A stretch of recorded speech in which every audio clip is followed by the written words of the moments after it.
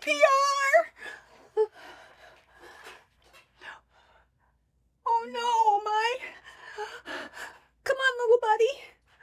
It's okay.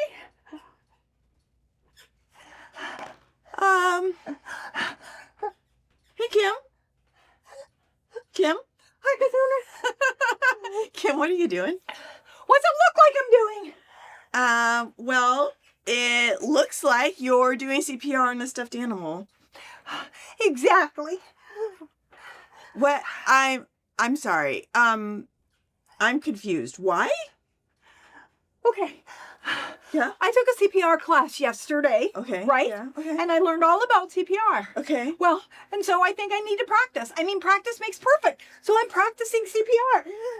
Okay, you don't expect that stuffed animal to come to life, though, do you? Well, no, of course. Come on, Cassandra. Okay, I'm just checking, Kim. Cassandra, I know. I'm just checking. That's ridiculous. Okay, but here, okay, why don't we take a little break? And can we go get some coffee before we film today? I'd really like to go. Coffee. I know. Oh my gosh. Yeah, let's go get coffee. Okay. All right.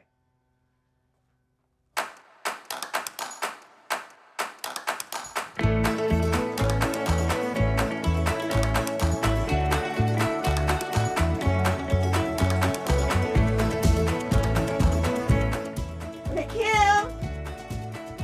Kim, just a minute. I gotta get my keys. Hold on, Kim. Just 1 second. I think I left you in the studio.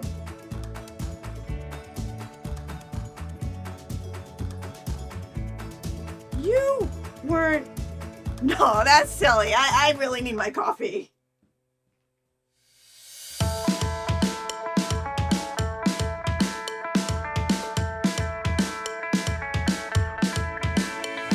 Hi, everyone. I'm Cassandra. And I'm Kim, and welcome to Central Kids TV. And this series is all about following Jesus and loving people always. Are you okay? Yeah, I'm totally fine, Kim. You don't look fine. No, really. I'm okay. I'm really okay. But look, your finger, it's What? all red. It's always that color. And you look like you're in pain. I always look this way. Mhm. No, you don't. Let me see your hand. Not this one. Let me see the other one. Oh, The other one, please. Kim. Cassandra, No. you have a really, really big splinter in your finger. No, it's really not that bad, Kim. It's tiny. You can barely notice it. It's really small. Don't worry, Cassandra. I've got this. What? Thank goodness for my first aid class. Let me get my things, and I'll be right back. It's not that bad. Kids, it's really not that bad. It is super, super small. It is not a big deal at all. No, it's gonna be fine. Got my first aid kit. I got my bandages. I got my gauze. I don't think we need all this stuff, Kim. No, we got this. I got Okay. this. Okay, are you ready? Oh, okay. Don't look. Don't Okay, watch. I'm not looking. Oh, Kim, you got it. I did. Oh, Well, it's gone. that's so great. Thank you so much. And you did so good. All right. Thank you. Does it feel better? Yeah, it feels great. Yeah, I had nothing to worry about, Kim. But look, it's bleeding. A Oh, little bit. no, I mean it's not that bad. Don't worry. Fine, I got it's fine. this. I Yeah. got this. Right, kids? Perfect. You're good. You're good to go. Kim, this is not. Oh, you're welcome, Cassandra. It's my pleasure to help when needed. And now it's time for our Bible story. Does it feel okay? Do you need a little more? God's story, the Good Samaritan. So part of God's story is about a Good Samaritan, and it goes like this. When Jesus lived on earth, he often told stories to teach us things. Stories that teach a lesson are called parables. One day, Jesus told a parable about a good guy from a place called Samaria, a Good Samaritan, to a group of Jewish people. It all started when a Jewish expert in the law asked Jesus, "What must I do to receive eternal life?"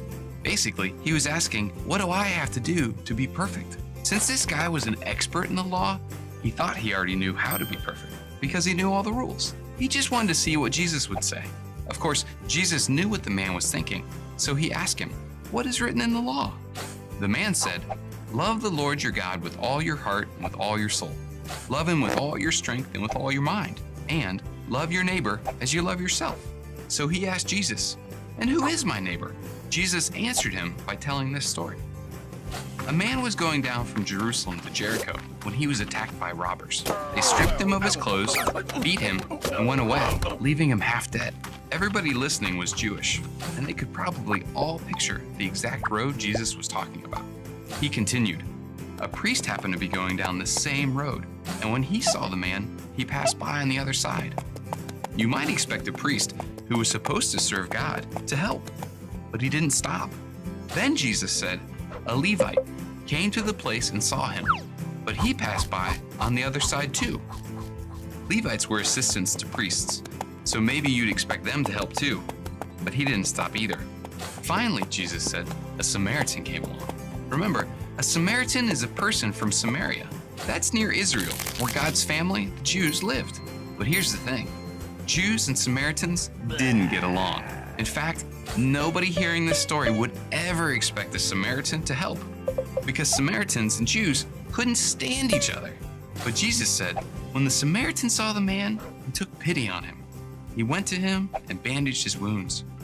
Then he put the man on his own donkey, brought him to an inn, and took care of him. The next day, he took out money and gave it to the innkeeper. "Look after him," he said, "and when I return, I will pay you back for any extra expense you have." Then Jesus asked, "Which of these three do you think was a neighbor to the man who fell into the hands of robbers?" The expert in the law didn't even want to say the word Samaritan, but he admitted, the one who had mercy on him. Jesus told him, "Go and do likewise." In other words, go and love everyone, even people we don't like or people who everybody else wants to avoid. See, when we show love, we're obeying Jesus. Obeying God doesn't mean just doing what his rules say. It means loving him more than anything and showing his love to every single person that we meet. And that's the story of the Good Samaritan. So in case you missed it, here's the quick version. A man asked Jesus how to get eternal life. Jesus said, "What is written in the law?" The man said, "Love the Lord your God with all your heart and with all your soul. Love him with all your strength and with all your mind. And love your neighbor as you love yourself." Then the man asked, "Who is my neighbor?" Jesus told a story. If you missed Jesus' story, here's the quick version. A Jewish man got beat up.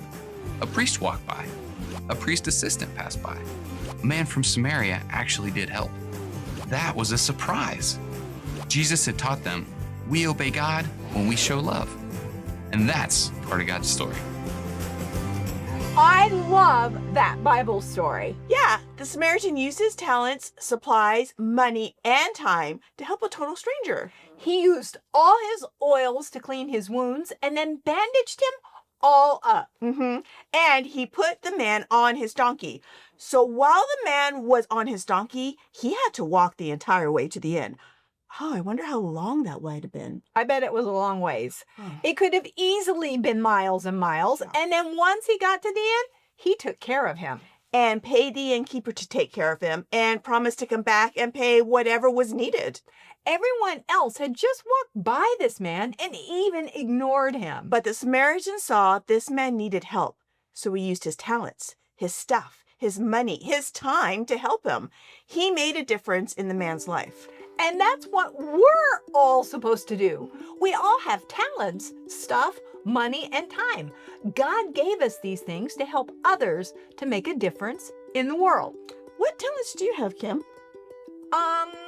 I'm great at making people feel comfortable, included, and scaring people. Oh, yeah. You use those talents every week at church. Maybe not the scaring part, but the other two.